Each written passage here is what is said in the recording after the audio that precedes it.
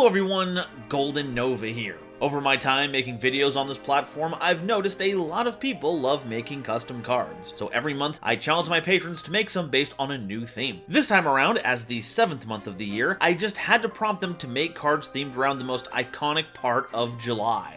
The number 7. Specifically, its association with luck. It's strange to say that a game that requires you to randomly generate a hand of 5 cards to determine your plays each game has specific luck mechanics, but there's no shortage of cards that use coins and dice to add a bit of variance to the proceedings. From the established themes like Arcana Force and Valance to standalone support cards like Orgoth the Relentless. They range from the frustratingly unusable to the conspicuously quirky, and they have a way of worming their way into our hearts. And now, I get to show off the kind of stuff my patrons have made in that regard. So get ready to hold your breath until the last second, because it's time to roll the dice on the July 2025 Custom Card Review.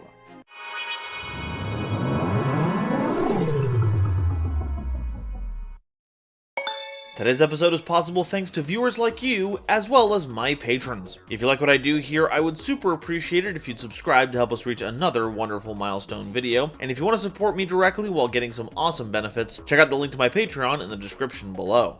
Starting us off is a decision that was not motivated by the naming conventions of the cards, I assure you. The One Who Watches, a terrifying patron name, thank you for your support, decided to grace us with Star Novas, an archetype that doesn't seem to have gambling as their aesthetic, but their mechanics rely on an unorthodox method of determining chance, checking random cards from your opponent's hand. So now, let's take a little peek for ourselves. Star Nova Captain is a level 4 Fire Galaxy normal monster with 1600 attack and 0 defense. The captain of the Star Nova Carrier. With the help of the Star Nova, he can unleash his true power. Nothing big to dig into here, just a normal monster that we're going to use as material for later summons. Though notably, because it's normal, we've unlocked synergies with cards like Unexpected Die, Painful Decision, and the Primite Engine. Oh, though we have given up synergy with any typal effects because we are using a Rush Duel specific typing here. We can't find anything in the core game that'll help out with us here. Not that I'm complaining though, Galaxy, as it turns out,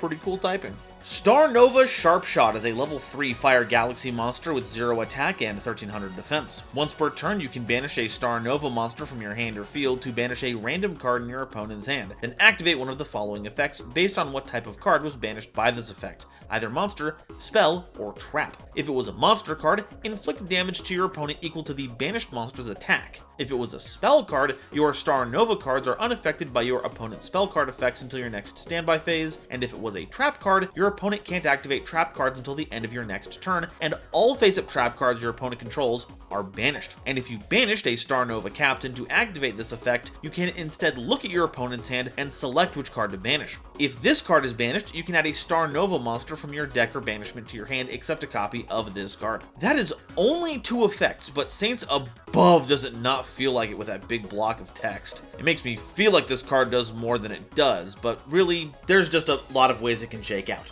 It's some nifty bonus effects to be sure, and thankfully being banished gets you a card, so it has some level of stability to counterbalance the wonky first effect. It even combos with itself because the Star Nova you banish doesn't have to be another monster. And hey, no matter what you pull out of your opponent's hand, it's still a permanent banishing hand rip, with the chance to give you perfect information about your opponent's hand by banishing the right card. A pointer of the Red Lotus could never. Star Nova Engineer is a level 4 Fire Galaxy monster with 1000 attack and defense. Once per turn, you can reveal the top card of your deck, and if it's a Star Nova monster, you can either banish it or special summon it. If it's a Star Nova spell or trap card, you can set it, but it can't be activated this turn. Otherwise, place the revealed card on the bottom of your deck. And if Star Nova Captain is banished by this effect, you can draw a card. It's a pretty classic check your top deck kind of chance effect, analogous to Spiral checking our opponent's top deck, which can be mitigated by playing as many hits in your deck as possible. Granted, we don't have a lot of Star Nova cards here, but because of the 5 card limit per submission here on the show, I have to assume that there are other cards that could make up the bulk of your deck, so we'll say a pure Star Nova deck has a great chance of resolving this effect positively. And if you're able to tip over a Sharpshot, you can gain access to all of its effects too. So what I'm saying is, probably invest in a few copies of A Feather of the Phoenix. GoldenNovaYugioh is a level 6 Fire Galaxy Fusion monster with 2000 attack and 2600 defense, requiring GoldenNova Sharpshot and a fire monster as material. During your main phase, you can fusion summon a GoldenNova Fusion monster by shuffling the listed material from your grave or banishment into the deck, and when a GoldenNova monster you control declares an attack, you can roll a 6-sided die. And all monsters your opponent controls lose attack equal to the result times 200, and if the result is 6, the attacking monster can make a second attack in a row. If this card is banished, you can special summon a GoldenNova Captain from your hand, deck, or banishment, or a GoldenNova Fusion monster from your grave or extra deck. This card is just sick. Saddling your opponent's entire field with a debuff from 200 to 1200 can stack the odds in your favor pretty quickly. And it floats into our ace monsters, or another copy of GoldenNovaYugioh, or maybe even our next card. This cowpoke is making for a real good partner. GoldenNova Man is a level 7 Fire Galaxy Fusion monster with 2500 attack and 2100 defense, requiring GoldenNova Captain and a GoldenNova monster as material. During your main phase, you can look at your opponent's hand and choose one card to make your opponent keep that card revealed as long as you control this face-up attack position monster. And when this card inflicts battle damage to your opponent, you can banish all cards currently revealed in both players' hands. Now, most decks that reveal their cards don't do so for very long. The biggest example is Vanquish Souls. They just reveal the card, but then it goes back to being hidden, so you can't really punish any particular deck with this. But you can make it so GoldenNova Man is a complete hand wipe, and you don't even have to use its first effect to accomplish it. All you gotta do is find a way to get Ceremonial Bell into play. This makes it so both players need to play with their hands revealed, which makes them ripe for the picking. Granted, this can nuke your own cards too, but given some of their effects, banishing them might not be a bad thing. And if it is, you can try to play them before resolving this effect. Heck, you'll know how to sequence it, you know what cards are in your opponent's hand. So it's a pretty deadly combo. You've just got to figure out where the summoning a level 3 light spellcaster fits into your combo line. Overall, this theme is neat, but we could also push it a bit more. The randomness is a bit scattered, which seems odd to say, but there isn't a unifying theme that brings all the buttons and knobs together. There really isn't a big combo card that gets you off the ground. Hopefully we get to see more of this in the future so we can see how they build off of the original idea.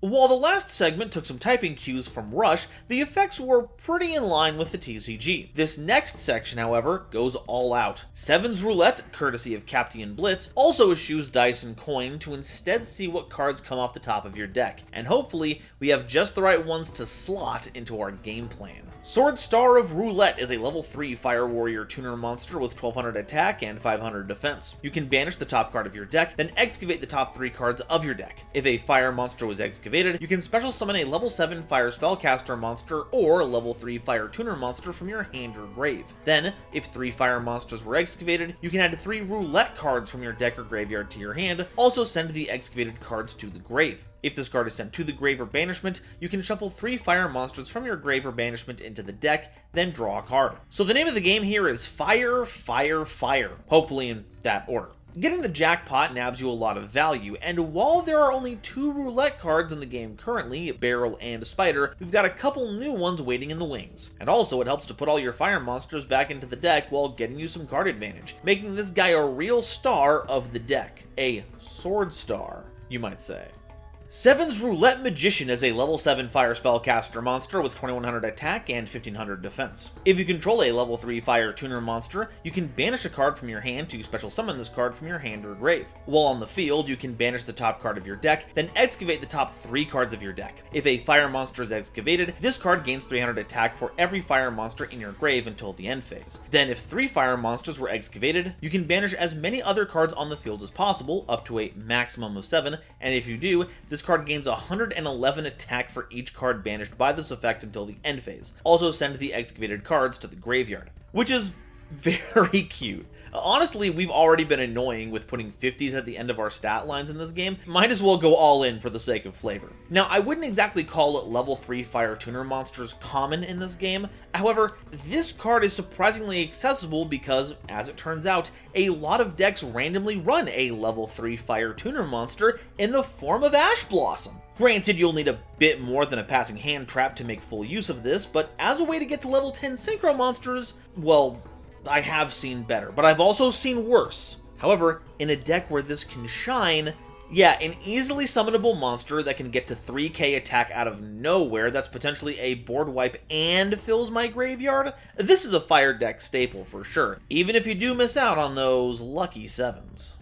7's Roulette Paladin is a level 10 fire magical knight synchro monster with 2900 attack and 2400 defense, requiring a tuner fire monster and one or more non-tuner fire monsters as material. You can excavate the top 3 cards of your deck, and if a fire monster was excavated, then this card gains 700 attack for each fire monster in either grave until the end of the turn. Then, if 3 fire monsters were excavated, this card gains 7,777 attack, and is unaffected by your opponent's monster effects until the end phase. Also send the excavated cards to the graveyard. If this card is sent from your field to the graveyard or banishment, you can shuffle 3 spell or trap cards from your graveyard or banishment into the deck, then draw 2 cards. This is basically the last card amped up to 11. More boosts and a floating effect makes this one titan of a boss monster, potentially clearing 10,000 attack on a good hit. And if it doesn't end the game right there, expect to recycle some of your most powerful cards while refilling your hand via the world's most roundabout Pot of Avarice for non-monsters.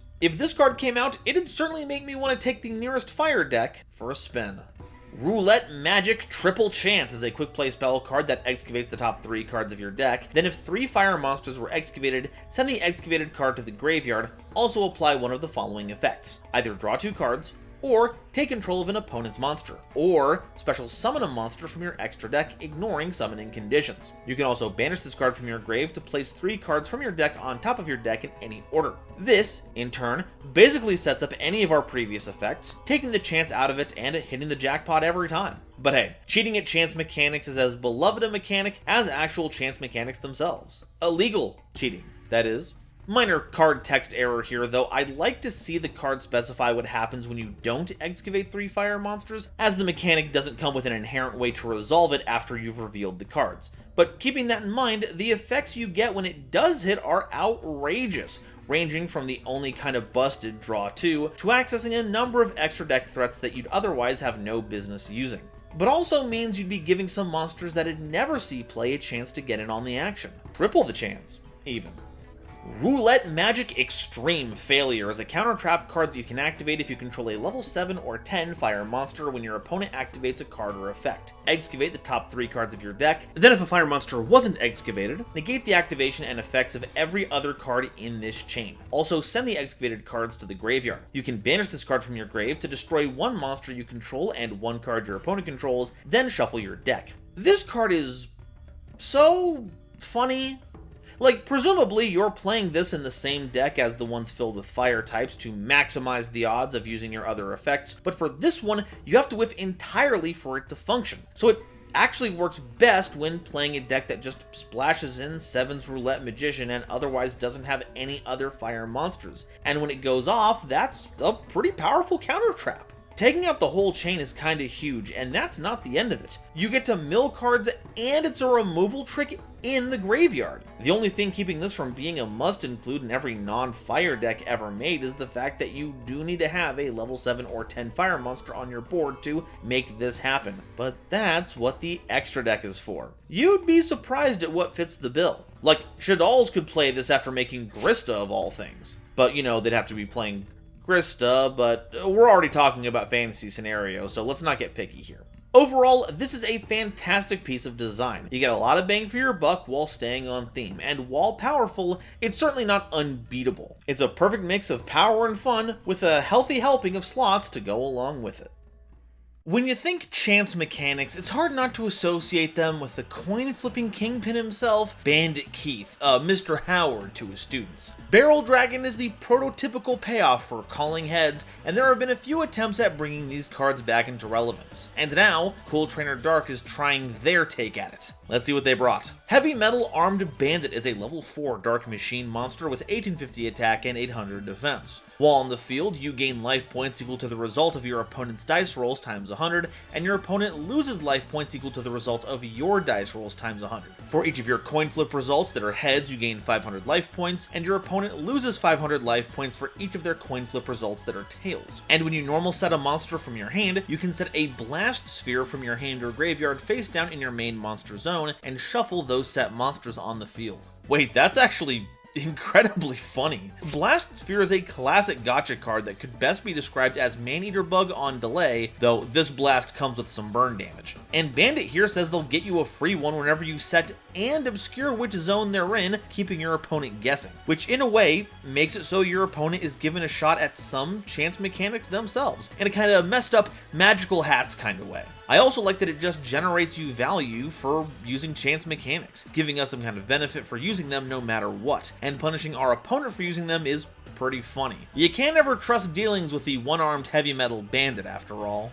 Roulette Barrel Dragon is a level 6 Dark Machine monster with 2300 attack and 1200 defense. Once per turn you can roll a 6-sided die, then destroy every card in the column of the number rolled, 1 being your leftmost column, while 5 is your rightmost. If the result is 6, destroy up to 2 cards on each side of the field, but a minimum of 1 on each player's side. This one has the flavor, but is a little less elegant in its design. We might be able to streamline the effect if we ever got official numbering for each column, but it would be flipped for each player due to perspective, so there's not exactly a way to do that that's going to work for everyone. The additional issue is that it doesn't come with a way to summon itself. It'll have to rely on other cards to work. And, you know, fair play, this gives you even more of a reason to run the field spell Heavy Metal Raiders. But we've already lived through an era of Yu-Gi-Oh! Where you had to run dead cards that felt like they were rotting in your hand when you couldn't find the correct combo cards for them, and I don't want to go back, especially for an effect that is, while random, kind of mediocre. Which I guess just shows how jaded I can be. Yeah,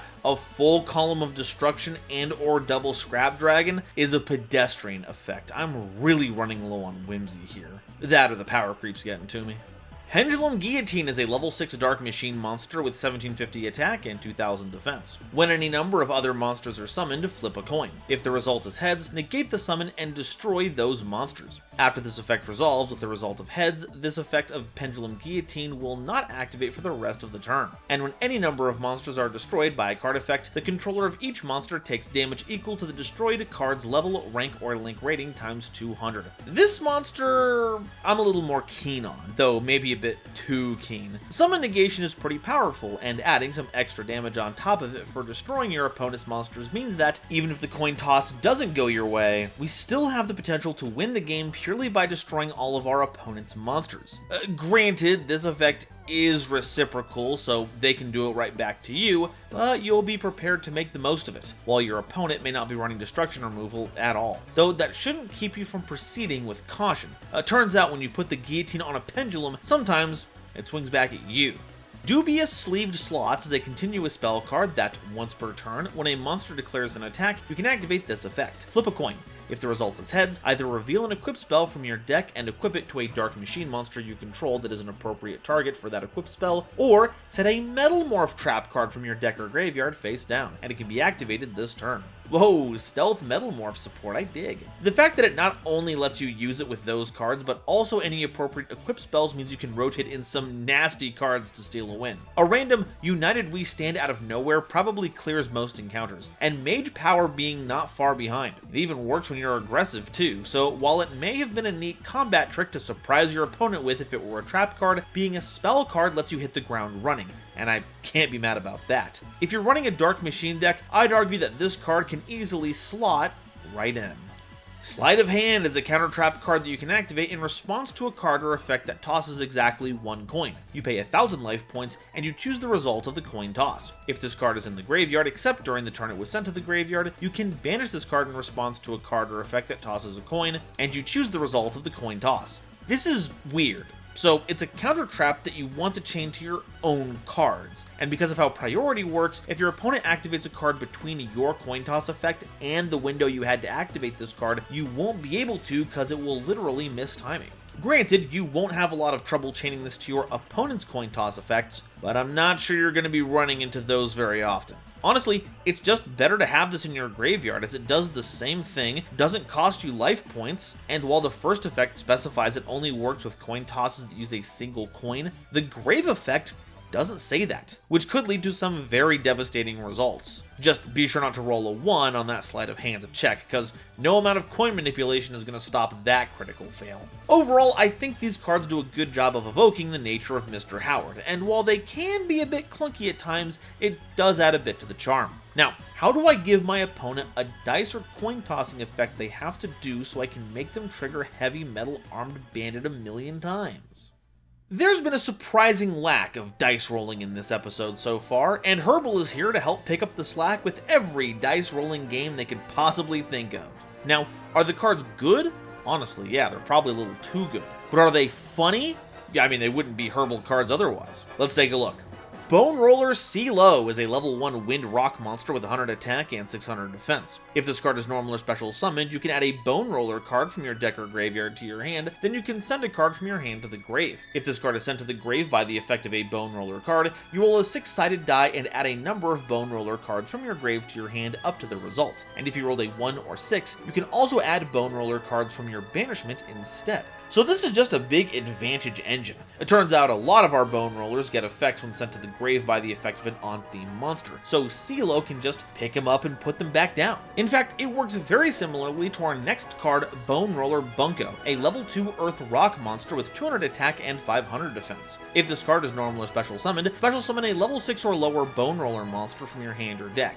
Then you can send a card you control to the graveyard. If this card is sent to the graveyard by the effect of a Bone Roller card, roll a 6-sided die and send a number of Bone Roller cards with different names from your deck to the graveyard up to the result. And if you rolled a 2 or a 5, you can also draw 2 cards. So if you summon CeeLo, you can just grab Bunko, discard it, then roll to see how many other Bone Rollers you send to the graveyard. And if you send a copy of CeeLo with that effect, you can then scoop up some number of the dumped cards depending on your die roll. All of this coming with a 1 in 3 chance to just draw you 2 cards. You know, no big deal. You know, I've heard of the High Rollers Club, but this is getting ridiculous. Bone Roller Balut is a level 3 Water Rock monster with 300 attack and 400 defense. If you control a Bone Roller card, you can special summon this card from your hand. If a Bone Roller card you control would be destroyed, you can send another Bone Roller card you control to the graveyard instead. And if this card is sent to the grave by the effect of a Bone Roller card, roll a 6-sided die. Excavate a number of cards from the top of your deck equal to the result, and add one of the excavated cards to your hand. Also shuffle the rest back into the deck. If you rolled a 3 or a 4, you can place the remaining cards on the top of your deck in any order instead. This one deviates a bit from the path by providing some protection to your team, a welcome addition to any strategy, but it also makes for an excellent card we can send off of either CeeLo or Bunko's effect, giving us an additional draw, and it's the best draw out of some number of cards off the top of our deck too. Not to mention that on a good roll, we can also keep the revealed cards on top of our deck if we like them. So while our opponent knows what we've got, if it gets us to a winning position, it might be a good trade-off. But yeah, keep this card art advice in mind. You want to be very specific about the balut you look up. I ran into that specifically when making this episode. Ew. Bone Roller Yahtzee is a level 7 light rock monster with 2700 attack and 700 defense. If this card is in your hand or grave, as a quick effect, you can send a monster from your hand or field to the grave and special summon this card. You can only special summon copies of this card once per turn this way. If this card is special summoned during the main phase, the owner of this card declares a number up to the total number of Bone Roller cards in both players' fields and graveyards. This card is unaffected by card effects until the end of the turn except its own. Also, while face up on the field, this card must activate the following effect a number of times equal to the declared number before the end of the main phase. Roll a 20-sided die and apply the result. If you roll a 1, you lose the duel. If you roll a 20, double the attack of all Bone Roller monsters on the field. Anything else, and this card gains 100 attack. Also, either player can send a card from their hand or graveyard to re-roll a die by this effect, and each player can only gain this effect once per chain.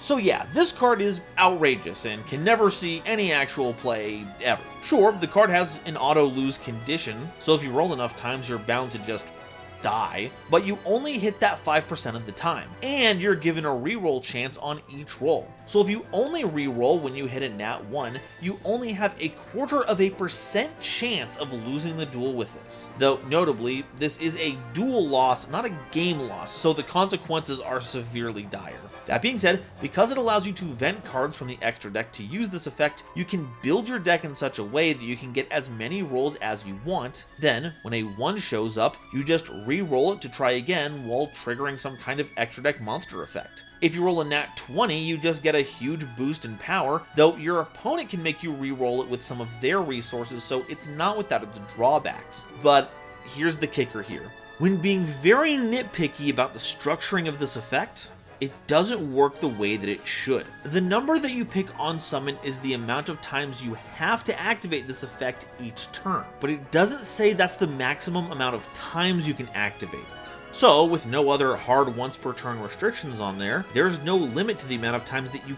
can roll the die. So when it comes to choosing, 1 is always the right choice, because once you've resolved one of them, you can roll until you've gained enough attack to one-shot your opponent if possible, up until you run out of resources to keep you safe from rolling a nat 1. And because this is a non-deterministic combo, meaning it doesn't happen the same way each time you go for it, you have to play it out one roll at a time, so for being unreasonably strong and for taking up way too much time, I banish this card back to the board game shelf, never to be heard from again. Oh, and speaking of board games, Bone Roller Game Board is a continuous trap card that targets a Bone Roller monster that you control and a monster your opponent controls and return them to the hand. Then, if the total level of monsters returned to the hand by this effect are 7 or more, you can special summon a Bone Roller monster from your hand or deck to either field. If a die roll is performed, all Bone Roller monsters you control gain attack and defense equal to the result times 100, even if this card leaves the field. And if your opponent controls a Bone Roller monster, you can banish this card and one Bone Roller monster from your graveyard, and you take no battle damage this turn. This makes the Yahtzee card that much stronger. Normally, you're only gaining 100 attack whenever you roll from 2 to 19, but now you're gaining anywhere from 200 to 1900 attack because it does not specify you have to be rolling on a 6-sided die to get that extra boost. The removal effect is also pretty cool, getting you a free Bone Roller, potentially messing up your opponent's plays by giving them a monster, thus shutting off cards like Infinite Impermanence or Lightning Storm, and ensuring you have a way to use your extra attack boosts to wipe out your opponent's life points because they'll have an attack position monster. Not to mention that you can prevent damage for yourself if they send this card down the chute. Overall, this deck has some funny interactions, and if it ever came out in paper, I would be having a fit. Never would Yu-Gi-Oh! Be dying more than with the release of Bone Rollers. And that's all the cards I have to show you this month, but that's not all the ones that we've got. A lot of patrons make submissions each month, and I'm going to be showing them off. Be sure to swing by my channel on Friday, August 1st as we go through each submission and grade them. Links will be down below in the description. And for up-to-the-minute updates on when I'll be going live for that stream and many others, be sure to join my Discord so you don't miss the action, or check me out on Blue Sky. Hope I'll see you there. Today's episode is brought to you by Dragon Shield. Get the sleeves as strong as dragon scales and save 5% on your order by using the coupon code GoldenNova at checkout while helping out the channel. It was also brought to you by my lovely patrons, including this month's illustrious Quasar Commander, Upstairs Media, Nebula Navigators, 3rd Dynasty, 50 Gigabytes, Ada Basilisk, Adam Zajdel, Ancient Wizard, Andrew Newman, Battle Axe, Kane Senpai, Chibi Gohan, Christopher Fuss, Clockswork, Comrade Copperbottom, Eric, Frankie, Garland Chaos, Green Knight, Great Big Pillock, Roog, Hairbear, Harry the Ominous Benefactor, Iron Zero, Iskander 711, Carp, Marion James Ipakata, Meme King, Millennia Asta, Muse Clark, Neon Yaminair, Orozco 09096, Panther J, Pat Boos, Rebel King Lucifer, Red Eyes Jackalow, RJ the Jank Monarch, Sonic 21 Blast, The Critic of Innocence, Thievery Coast and the Wizard Moose, Cosmic Crusaders Ally Vatnia, Animasta, Anthrak, A Random Pup, Blitzwolf, Chaz Ghost, Christopher Fuss, again, Crispy, Cool Trainer Dark, Dr. Entity RIP, EB Channel, Eki Bullock, Eva Padilla, Herbal D, Inblink, Julian Marquez, Kale the Dragon, Lobomaru02, Manga Pages, Natiel Lee Alexander, Nitromo, Not Al Gore, Obsidian, Pombo, Rhyme Kairos, Shizuki Nichimura, Simic Toadstool, Sir Knight JCB, Svilia, Stephen Huntsman, Stephen Williamson, The Legendary Raven, The Phantom Knights of Shitted Pants, The Queen of Time, The Gene, Tiger X2476, Tristan O'Meara, and Zeldrucka, as well as all the lovely Starlight Explorers you see on screen now. If you'd like to help me in my journey to cover all of Yu-Gi-Oh's archetypes and get my videos early, be a part of these credits and other awesome perks, it would mean the world to me if you would check out the link to my Patreon in the description or consider joining as a YouTube member. And if you want to see another video containing a whole theme of coin-tossing creatures, check out this video where we cover the Arcana Force. Thank you all so much for watching, and I'll see you next time. Bye-bye.